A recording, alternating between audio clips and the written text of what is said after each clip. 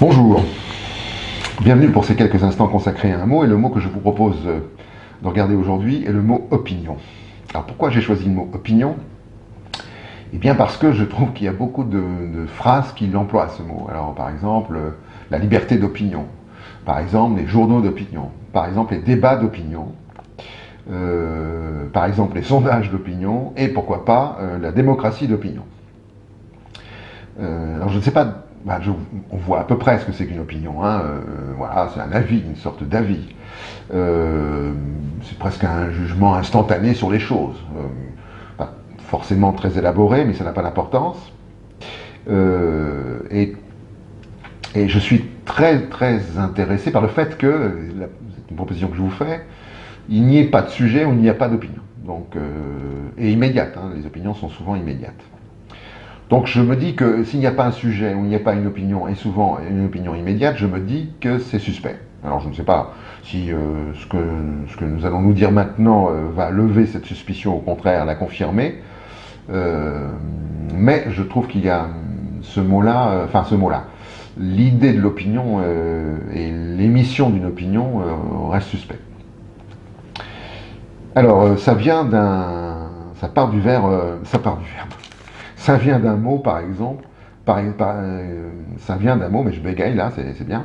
Ça vient d'un mot en pratique du latin opinio, et le mot traduit le grec doxa, et avec une valeur de croyance. Donc, alors après, ça a pris un sens de croyance imaginaire ou fausse. Ensuite, ça a pris un sens de hypothèse ou théorie. Puis, ça a pris le sens de jugement de valeur. Et puis, in fine, ça a pris le sens de jugement partagé par une communauté ou plusieurs personnes. On appelle ça l'opinion publique. Alors,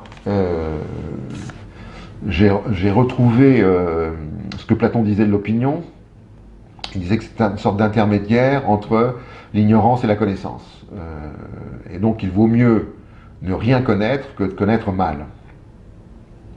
Et pour lui, donc, l'opinion est sans valeur par rapport à la connaissance. Alors, sa proposition fonctionne très bien, puisque, effectivement, on peut avoir une opinion sur les astres, et on aura, voilà, et on pourra dire ceci ou cela. On a eu des opinions, il fut un temps avant Galilée, par exemple, sur les astres.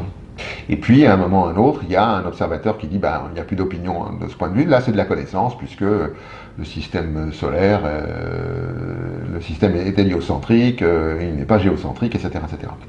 Et donc, si on devait avoir la connaissance aujourd'hui des astres avec les moyens dont nous disposons pour les connaître mieux, eh bien, on écouterait, je ne sais pas, Hubert Reeve peut-être, Stephen Hawking sûrement, et il ne s'agirait pas d'avoir une opinion, n'est-ce pas? Pourquoi? Parce que ce sont des faits observés et là, il ne s'agit plus d'opinion, mais de savoir et de connaissance. Alors évidemment, quand il s'agit de problèmes qui ne sont pas scientifiques, il est difficile de se passer de l'opinion. Prenons les problèmes qui sont liés à l'éthique ou à la morale, et donc on ne dispose pas de connaissances et les connaissances ne seraient pas suffisantes, donc elles ne serviraient à rien. Dans le débat, donc, il y a dans ce cas-là des opinions, et il y a un débat d'opinion d'ailleurs, et puis on essaye de trouver peut-être, de sélectionner ou de choisir la meilleure opinion, la plus favorable, mais il faut les confronter, ces opinions.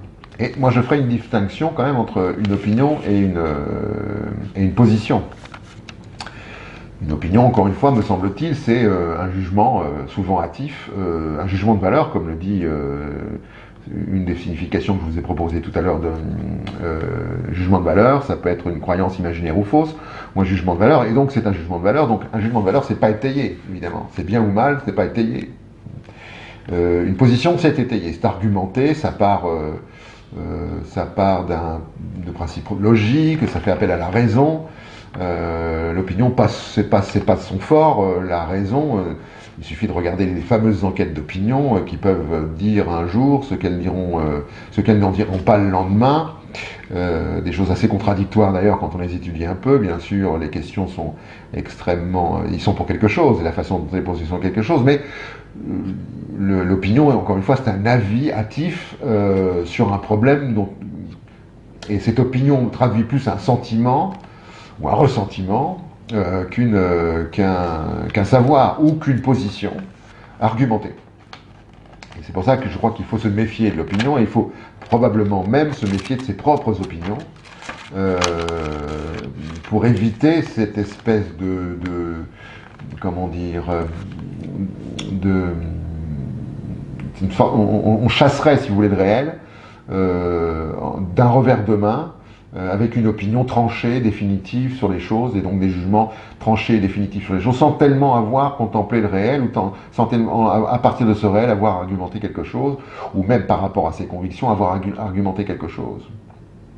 Et donc je pense que plutôt que d'émettre des opinions, il vaudrait mieux, me semble-t-il, construire nos positions, intellectuellement au moins. Voilà pour le mot opinion. Merci d'avoir été attentif jusqu'à maintenant, et puis on se retrouve une prochaine fois pour un prochain mot. À bientôt. Au revoir.